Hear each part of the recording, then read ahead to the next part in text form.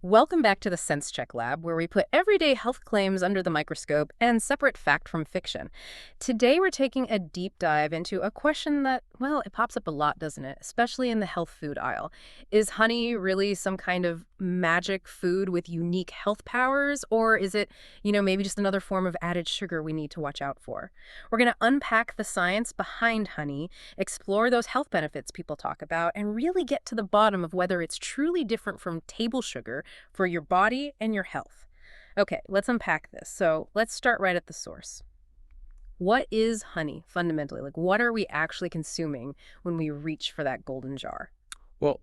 At its core, honey is a thick, sweet substance. It's produced by honeybees, mostly, though sometimes other insects like bumblebees get in on the act.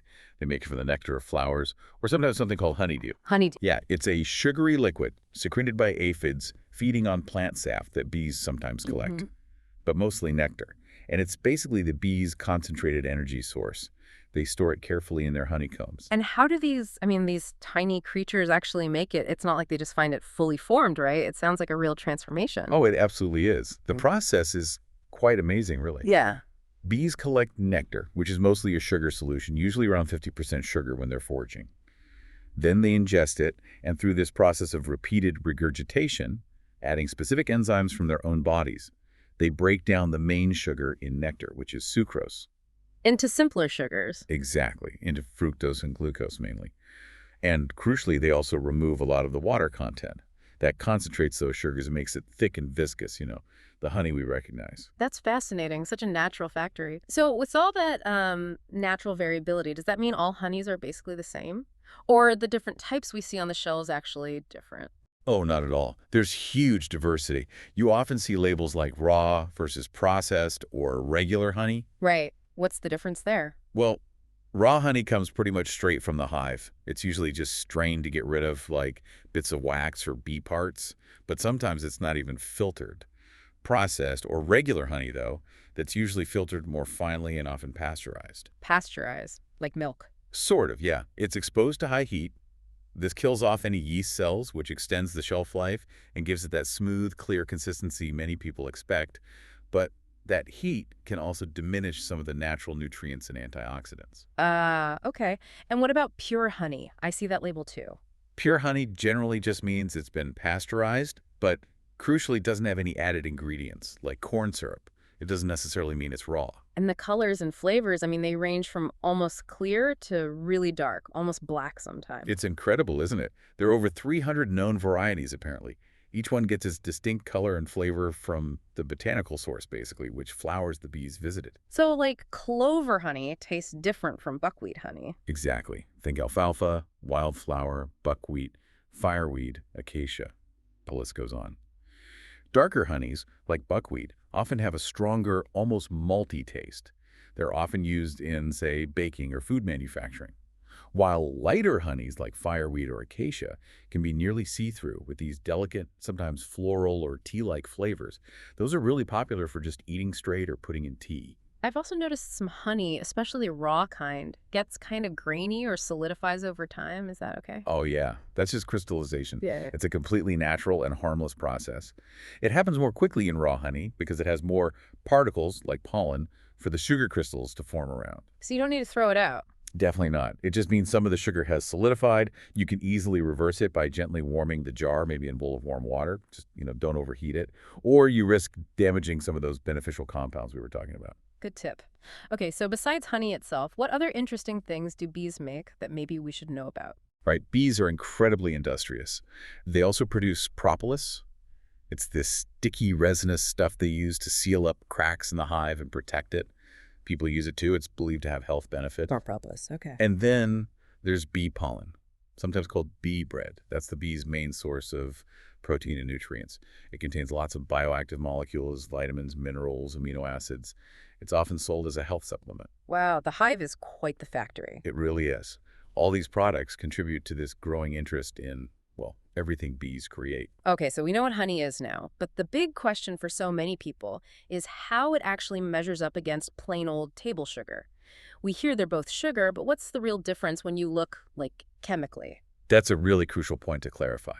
So yes, both honey and table sugar, which is technically called sucrose, are primarily made of glucose and fructose. Yeah. But how those sugars are arranged and what else is in there is quite different. Table sugar, sucrose, is a disaccharide. That means it's exactly 50% fructose and 50% glucose, chemically bonded together in a single molecule. Honey, on the other hand, thanks to those enzymes the bees had, has its main sugars roughly 38% fructose and 31% glucose, mostly independent of each other. They're not bound together in the same way. Ah, okay. The bees kind of pre-digest it. In a way, yes. They break down the sucrose from the nectar. And honey also contains other types of sugars, about 25 different oligosaccharides. These are slightly longer chains of sugar molecules. Oligo what now? Oligosaccharides. Think of them as complex carbs, but shorter. Some can act as prebiotics, feeding your good gut bacteria. Sugar doesn't have those. Interesting. So that structural difference is pretty key. What about how they get from, nature to our kitchen table? Is the processing different? Oh, hugely different. That's another major distinction. Honey undergoes far less processing than typical white table sugar. How much less? Well, white sugar is hyperprocessed. It goes through extensive refining, bleaching, crystallizing to get that pure white stuff. Honey really just needs pasteurization to be shelf-stable, or, like we said, it can be consumed raw, just strained. So much more natural, less stripped down. Exactly. That minimal processing is often highlighted as one of honey's key advantages over refined sugar. Okay, now this is where those magic food claims often really kick in. What does honey actually offer nutritionally beyond just the sugar that table sugar absolutely doesn't? Right. And this is important to get right.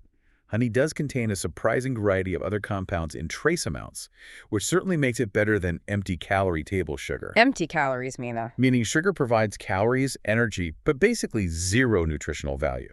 No vitamins, no minerals, no beneficial plant compounds. It's just sugar. Honey, though, it does contain tiny amounts of things like enzymes, amino acids, which are the building blocks of protein, some B vitamins like riboflavin, niacin, B6, and even a little vitamin C. Okay, tiny amounts. Yes, trace amounts. And minerals, too, again, trace amounts like potassium, magnesium, calcium, sodium. But maybe more significantly, it contains antioxidants. Antioxidants, like in fruits and vegetables. Exactly. Compounds like flavonoids and phenolic acids. These come directly from the nectar of the flowers the bees visited. These compounds fight damaging free radicals in the body and have anti-inflammatory properties. And does the type of honey matter for antioxidants? Yes, generally speaking, darker honeys, like buckwheat, tend to have a higher concentration of these antioxidants compared to lighter honeys. So it sounds like honey definitely has more going on nutritionally than sugar, but the key word is trace. Precisely. While the presence of these nutrients is a clear step up from table sugar, you wouldn't use honey as your main source of vitamins or minerals. You'd have to eat an awful lot of honey, and therefore an awful lot of sugar to get a significant dose. It's a bonus, but not a nutritional powerhouse in typical serving sizes. Okay, so our bodies are these complex machines, right?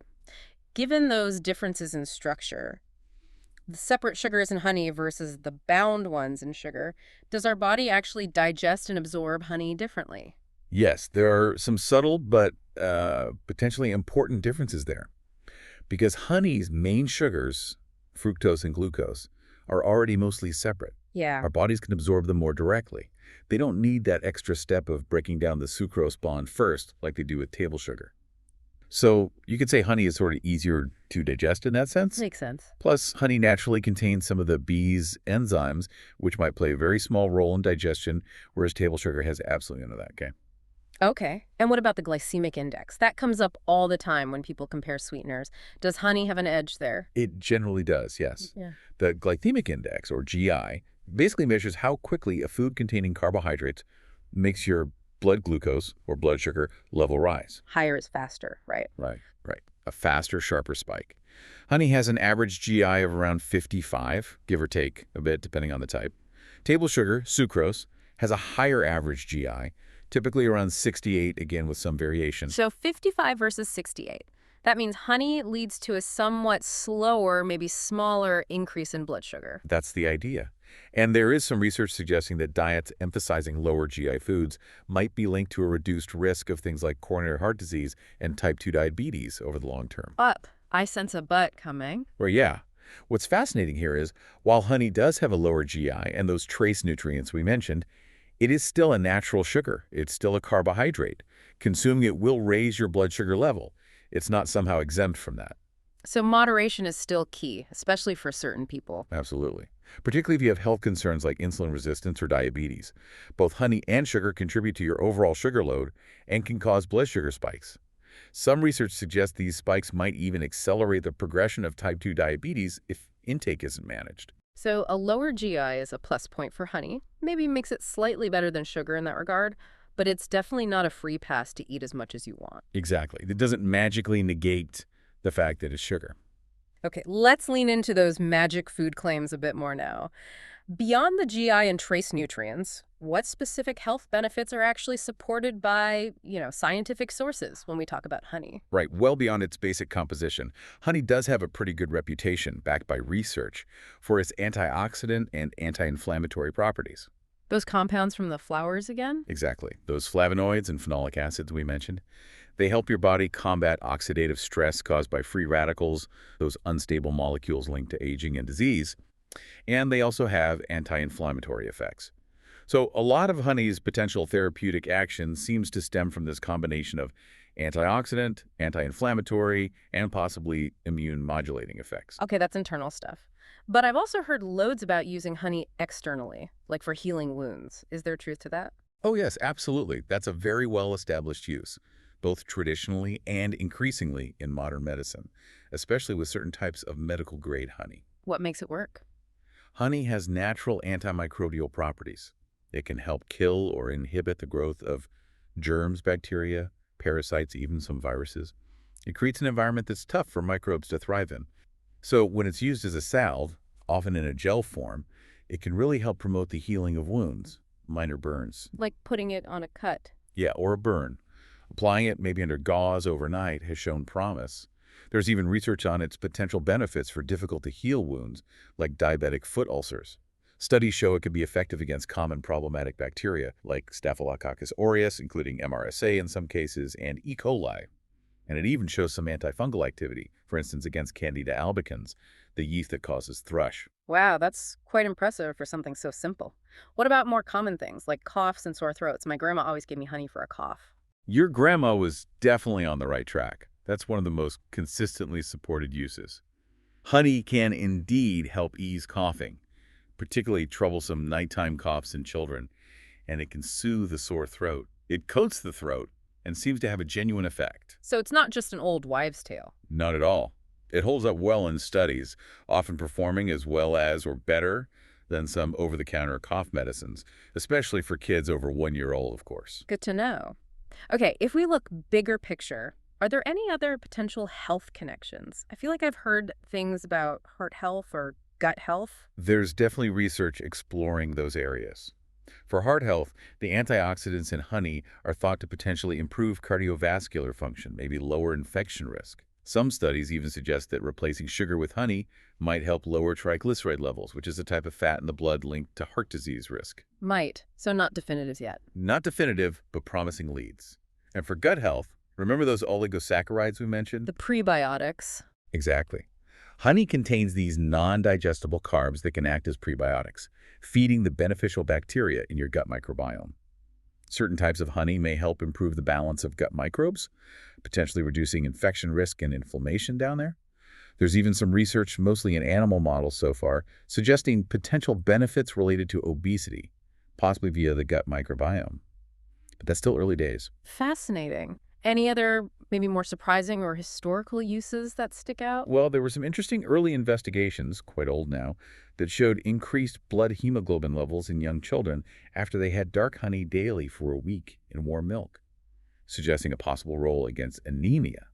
Rat studies seem to back that up, but specifically with dark honeys. Interesting. Dark honey again. Yeah, seems the darker ones often pack more punch. And traditionally, honey's been applied topically for things like muscle cramps or bruises, sometimes mixed with olive oil. There are even records of honey massage techniques from places like Tibet and Russia. Wow. And cosmetics, you hear about honey in face masks and things. Oh, absolutely. Since ancient times, Cleopatra was apparently a fan. Honey is hygroscopic, meaning it attracts and holds moisture, which is great for skin. Plus, its antibacterial and antifungal properties and potentially helping strengthen the skin's natural acidic protective layer. It makes sense why it's a popular ingredient. Okay, so honey clearly has some unique properties, some definite benefits, but we have to come back to the fundamental point. It is still primarily sugar. So, what are the risks? Does it really get a pass on the problems we associate with too much refined sugar? That is the crucial point to keep hammering home. Yes, despite its benefits, honey is a sugar.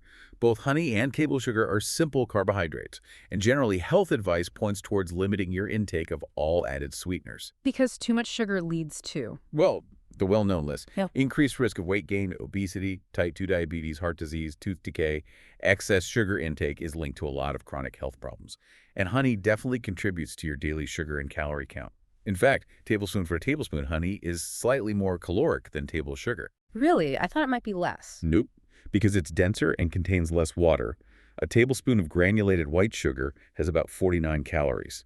A tablespoon of honey has around 68 calories. Ah, okay. Good to know. And like we touched on with the GI index, both honey and sugar can cause those blood sugar spikes. For people already dealing with blood sugar issues, consistently high intake could potentially worsen things like type 2 diabetes progression. So the general risks of too much sugar definitely apply to honey too. It's not magically exempt.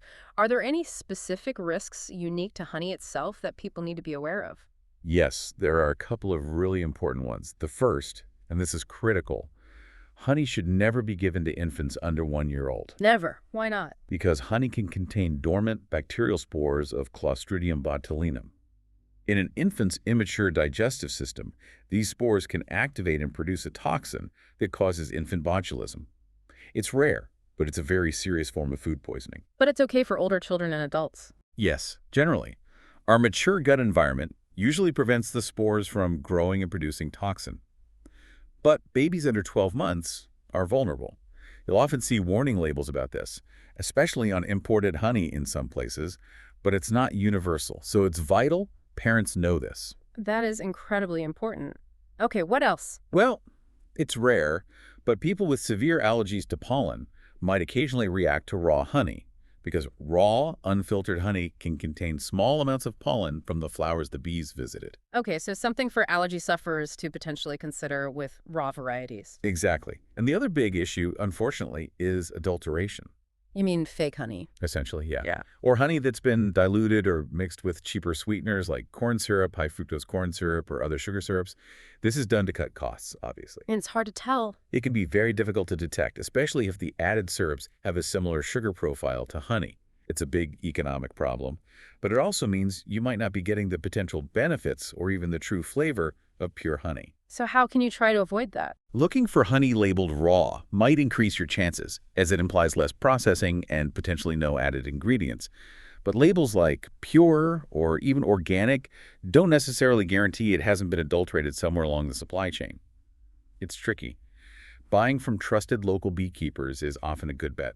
All right, so pulling all this together, what does it mean for you, listening at home, trying to make healthier choices? Is that little bit of extra nutrition in honey, the antioxidants, the trace vitamins, actually significant enough to make it a genuinely superior choice to sugar in your day-to-day life? That's the million-dollar question, isn't it? Yeah. And the answer is, well, it's nuanced. Yes, honey definitely has those trace nutrients and antioxidants that sugar lacks. But this main component is still sugar, mostly fructose and glucose. Mhm. And the nutritional contribution from those trace elements are the amounts most people typically consume honey, a teaspoon in tea, maybe a tablespoon on porridge. It's generally not very significant from a daily requirement perspective. Right. You mentioned earlier you'd need quite a bit to get real effects. Exactly. Some sources looking at the health-promoting properties suggest you might need rather high doses, like maybe 2 to 4 tablespoons per intake, to see measurable effects from those compounds. And that, of course, comes with a hefty dose of sugar and calories. Okay, so when is honey maybe a genuinely better choice than sugar? And when is it really just another sweetener we should be using sparingly? I think honey shines as a better choice in a few specific contexts. Firstly, if you're actively seeking a sweetener that's less processed, more natural than highly refined white sugar, honey fits that bill. Whoa. Secondly, for its flavor. Honey offers such complex and varied taste profiles depending on the floral source that can really add depth to cooking, baking, or just your tea in a way sugar can't. It also behaves differently in baking due to its composition. Adds moisture too, right? Yes, it does. And thirdly, for those specific therapeutic uses where the evidence is pretty good, like soothing a cough or using medical-grade honey for topical wound care, there, its unique antimicrobial and anti-inflammatory properties are the reason you're choosing it. And maybe using less because it's sweeter. That's another potential plus. Some people find they need less honey than sugar to get the same perceived sweetness, which could mean slightly fewer calories and less sugar overall, if you're careful with portions. But when is it basically just sugar? Well, from a pure calorie and sugar impact perspective, it is still adding significantly to your daily sugar load, just like table sugar does. If your main goal is just sweetness with minimal processing, it's better than white sugar, but it's not healthy in large amounts. I saw one quote that put it nicely. Enjoy honey for its various tastes rather than any health benefits. If you're into healthy eating, obviously there are foods with a much larger impact than honey will ever have. That puts it in perspective. Yeah. And for anyone managing conditions like diabetes, heart disease, or obesity, the bottom line is moderation is absolutely crucial, whether it's honey or sugar. So this raises that important question. Ultimately, the advice, everything in moderation, applies perfectly here. Think of honey as a bonus. Enjoy its unique taste. Maybe use it for those specific proven benefits like a cough. But always, always be mindful of your total sugar intake from all sources. And if you have specific health needs, definitely talk to a healthcare professional or a registered dietitian. They can give you personalized advice based on your situation. Hashtag tag conclusion. So after that deep dive, is honey a magic food or just another sugar? It really seems like the answer is. It's a bit of both, doesn't it? Yeah, I think that's fair. It's certainly not magic in the sense that you can eat it freely without consequences, Yeah. but it's also clearly got more going for it than refined sugar, which is just empty calories. So what are the key takeaways for our listeners? Okay, I'd boil it down to these points. First, moderation is key. Treat honey like any other sweetener. It's high in sugar, high in calories, so use it sparingly. Second, choose quality. If you are using honey, maybe opt for raw or minimally processed varieties from trusted sources. This might maximize potential benefits and helps you avoid adulterated products. Third, best uses.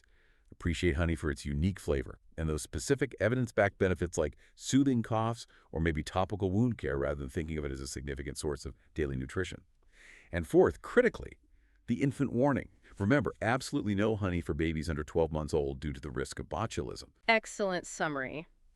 So here's a final thought for you to ponder. Given that honey's nutritional extras are mostly in trace amounts, and you might need quite high doses for significant effects, which means a lot of sugar, how might that change the way you choose and use sweeteners day to day? And maybe, what other foods often labeled as healthy could benefit from a similar sense check? Something to think about. Hashtag outro. Thank you for joining us on the Sense Check Lab, where we make sense of the science so you don't have to. If you enjoyed today's deep dive, please follow us, share with your friends, and maybe leave us your review. It really helps. Got a topic you want us to sense check? Reach out on social media. We'd love to hear from you. See you next time for more myth-busting and evidence-based insights.